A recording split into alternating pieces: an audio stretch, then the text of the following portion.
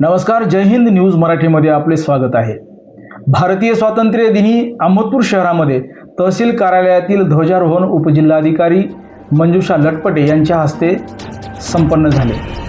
तर जिल्हा परिषद मैदानावरील प्रशासकीय ध्वजारोहणही उपजिल्हाधिकारी मंजुषा लटपटे यांच्याच हस्ते झाल्याने अनेकांच्या भुवया उंचावल्या आहेत।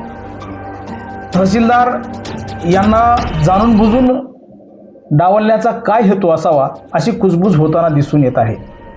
26 जानेवारी 2026 रोजी प्रजासत्ताक दिनीही तहसीलदार उज्ज्वला पांगरकर यांच्या हस्ते तहसील कार्यालयासमोरील ध्वजारोहण न होता या ठिकाणचं ध्वजारोहणही उपजिल्हाधिकारी मंजुषा लटपटे यांच्याच हस्ते झालं व प्रशासकीय ध्वजारोहणही मंजुषा लटपटे उपजिल्हाधिकारी यांच्याच हस्ते झाल्याने तहसीलदार उज्ज्वला पांगरकर यांचा तो मान का हिरावून घेतला जात असेल अशी उलटसुलट चर्चा अहमदपूर शहरामधून होताना दिसत आहे।